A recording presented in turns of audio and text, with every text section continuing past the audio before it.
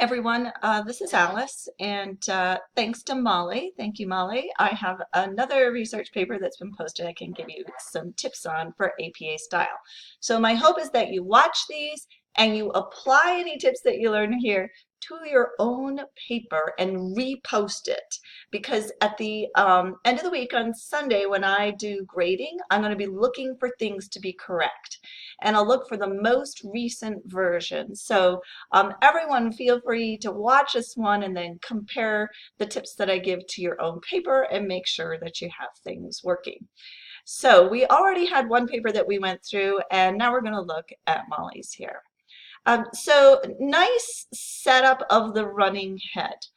A couple of questions though. First of all, right here, it needs to be 1-inch margins all the way around for APA style. So check your settings and be sure that everything is at a 1-inch margin. This does not look like 1 inch, so Molly, I would say you need to check that. But as far as she got the little H right, she got the colon right, and then all caps here, really nice. And the page number is 1. Now I'm thinking this is in the header. The header is different than just the top of the page. And so if you don't know how to make a header, you might want to Google that. I'll look for a few links maybe and try and post those. But anyway, make sure this is in the header. Molly, just eyeballing it, it looks like it is. But let's look at the top of page 2 really quick. This does not look like it's in the header. It looks further down. So you did this correctly, that we don't need those words running head. We only need the title repeated in all caps there. And then we have the number 2. That's great. But again, I'm looking for 1-inch margins, and I'm looking for this to be in the header. And it doesn't look like it is here. So you'll need to take a look at that. She did a nice job repeating the title of her paper here. Remember, we're not using an abstracts because it's a really short paper, just 2 pages, plus the title page, plus references. So she just used the title again, but not in all caps, just capitalizing the keywords. Okay, so that looks good the way it's placed there. Now she gave me kind of an intro draft here, which is fine. For the final paper, you wouldn't have these words intro draft or anything in bold. I'm thinking that this is just kind of part of an outline right now. So you might want to even start dropping these things, although I think it's just helping Molly structure her paper. So as the paper evolves, she'll drop these. But looking at this introductory paragraph, there are a couple of things I'd like to point out. First of all right, so I'm just going to edit this. It's not going to really edit your paper, Molly, but just for purposes of our little video here, I got rid of that intro piece, and then I'm going to tab in. Remember that we have to tab in the start of each new paragraph. And then you might also recall that this all needs to be double spaced. Okay, so I'm just going to highlight it here and right click on it and look on paragraph and put that the line spacing at, let's see, we can pick double and tell it okay. So you might want to start doing this double spacing now. You want it Times New Roman, 12-point font, double space. Just so you get a really good idea of what 2 pages is going to look like.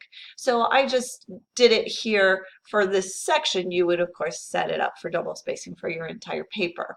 The last thing I want to mention on Molly's, well, actually I have 2 things. On Molly's paper here is the use of the word I. In general, you want to avoid the use of the word I. In other words, you might say things like, this paper will show. So you want to try to eliminate the word I. Okay, the last thing I do want to point out is on page 3 here. And again, you can see this doesn't look like it's in the header. You're going to need to get that up here. She did a nice job in centering references. That's the title of this page, the final page. And she's got a lot of good information here for her reference, but it is not done in APA style. So APA style uses what's called a hanging indent, and that means that this line is left justified and the rest of it is double spaced. So let me see if I can make it behave for me. again, I'm going to do like double space, and this is in the paragraph thing here. I wonder if it has hanging indent. Okay, so I found where we can do the hanging indent here in Word. So if I highlight the whole thing and then I click on Layout and then Paragraph, I'm going to click on Paragraph there. Let's see, under Special, it asks me what I want for special. If I say hanging there and then tell it OK, let's see what it does. Okay, so that's better. It made it left justified for the first line and then indented from the ones after that. Now let's see if I delete here, if I can bring up this EBSCOhost. Well, I'm not going to fiddle with this too much more right here on because it could be it could take me a while, but you would continue to try and fiddle with this to see if you could get this to line up here. But if you can't, you can leave it there. A couple of things, though. You have two authors here. So after the author's last name, you're going to go comma, and then after the Y, which is correct to have the initial, you want a period, and then the comma, as Molly has. And then you're going to want the little and sign. So it's and Sullivan, comma, H period. Okay.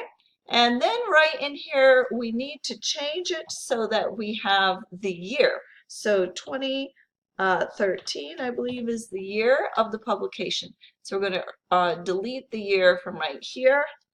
We don't have the year there, we have it here instead.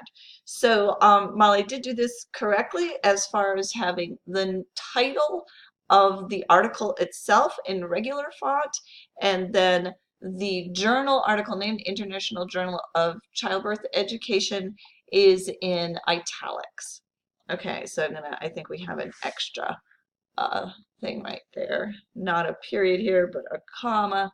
And then she's got the edition and the page numbers. So the edition and the page numbers here, we're also going to put in italics. Okay, I don't think we need this colon right here. So a couple of things to look at, but oh, actually, I don't think the page we're going to put up here. Excuse me. Comma there. Oops, wrong spot. APA can be a little bit challenging. And take the italics out of that. So it's got a, and then it's got a period there. So usually we try and have what's called a DOI instead of the retrieved from and the website. So the DOI stands for Digital Object Identifier, and we would just put it in here, DOI, and put in the number. So if you're having trouble finding your DOI on a journal article, I would suggest calling the librarians at FRCC and saying, I have a journal article I've gotten from the database. I want to know how to find the DOI on this for my reference. And they can help you see where to look. Sometimes it's in a little different place on the journal article. So that's why I recommend calling the librarians. They will help you, and if they cannot find it, then they will say use the retrieved from. And they may tell you to do something a little bit different than exactly what's here. They'll tell you what's the best thing to put in for their website there.